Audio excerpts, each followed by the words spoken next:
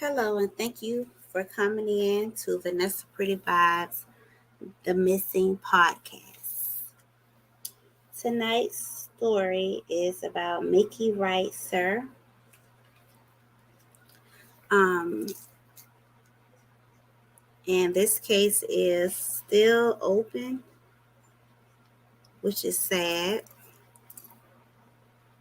Wright was last seen at his place of employment, the Shelby County Office of Construction Code Enforcement, in the vicinity of the 2500 block of Lamar Avenue in Memphis, Tennessee, on April 17, 2021.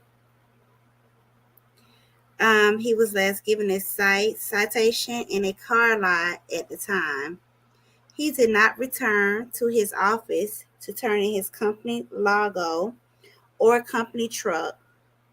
A Ford Ranger extended car pickup with the license plate number GT4191, as he was supposed to when he ended his daily tour of duty. Wright has never been heard from again.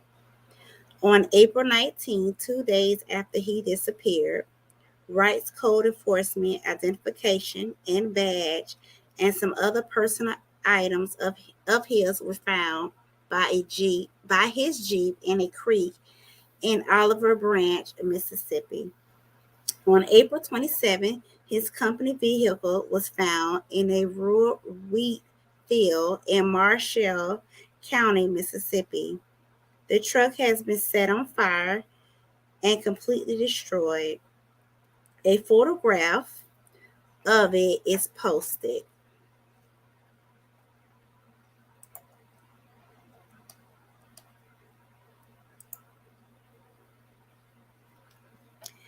There was no sign of Wright at the scene, but his personal identification and wallet were found in a nearby ditch. An extensive search of the area turned up no clues as to Wright's whereabouts. A male identified was sought for questioning in Wright's disappearance. A sketch of the person is posted with his case summary. He was described as Caucasian and in his mid-40s, with salt and pepper hair parted in the middle and wrinkles around his eyes. The man had a large build and tan complexion. He was wearing a light blue short sleeve, button down shirt, and khaki pants. A witness saw the man at Oliver Branch sitting inside what appeared to be Wright's company truck in a parking lot. There was a little bundle of blankets or sheets in the truck as well. The size and portion of blankets were consist with a wrapped up body. The truck was parked in a lot for about 45 minutes. In the 2004, Wright's family intended the process to have him declared legally dead so they could collect on his life insurance policy and have offered the theory that Wright was murdered in Memphis by someone who got angry when he cited them for a code violation, and his body and truck were taken to Marshall County and disposed of. Wright's co-workers stated that they were occasionally threatened when they cite people. A judge heard the Wright's family case and declared him unalive. In July 2004, police made an arrest in the connection with Wright's disappearance. They received a tip that Dale V. Martis might be involved in his case. After searching Marty's home and questioning him, they placed him under arrest for Wright's murder. Marty's owned several commercial properties in Memphis, including the one Wright visited the day of his disappearance. and broken ribs after Wright disappeared and never explained how he got the injuries. 3 witnesses testified that he confessed to them that he killed Wright in self-defense when they were arguing, and Wright reached for his gun. The witnesses who saw the man sitting in Wright's truck identified the person as Martis. Martis admitted that he killed Wright, but said he only did so in self-defense. In April 2007, just days before his trial was scheduled to begin, Martis took a plea deal in Wright's case. He pleaded no contest to second-degree murder and was sentenced to 15 years in prison.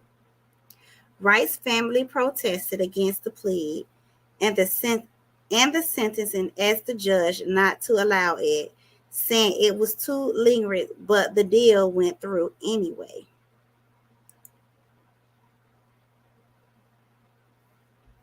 As a condition of the plea, Martis was required to reveal what he did with Wright's body. Martis stated that he dismembered Wright's remains, burnt them in a 55-gallon drum, and put what was left into a junked automobile, which were eventually crushed.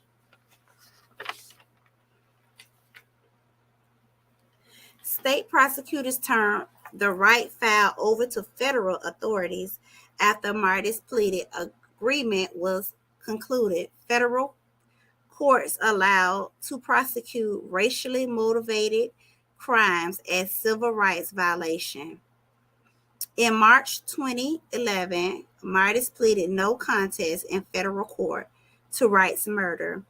He was sentenced to life in prison in July. There is no parole in federal prison system, so he would never be freed.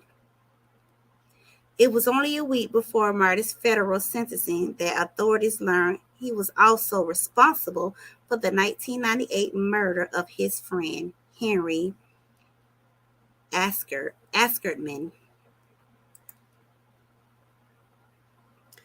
Martis confessed that he beat Askerman to death and disposed of his body in the same way he did Wright's. He pleaded guilty to his murder and was sentenced to an additional term of life in prison. Wright was born in Chicago, Illinois. He is described as a mild-mannered, hard-working, homebody, and family man who does not often go outside of society and socialize. He may have had a .357 handgun in his possession at the time of his disappearance. Wright remains have never been found, but foul play is suspected in his disappearance due to the circumstances involved. To me, this is a very, very, very sad story. Only because of him trying to protect and just give a citation to this guy that went left. This guy Wright was a husband, father, he was an officer. Something that just went left, just giving him a citation. That's crazy to me. This case to me bothered me because they never found his remains. Although he pleaded out, they gave him 15 years to life, whatever, this guy has done this 2 times. In the comments below, let me know your thoughts about this case. Please hit the like button, share, and subscribe. This is my second recording of the Missing podcast. Thank you so much. There's more to come, and as I come forward with more, I'll get better. Thank you so much for joining me. Please like, share, and subscribe, and let me know your thoughts in the comments. Thank you.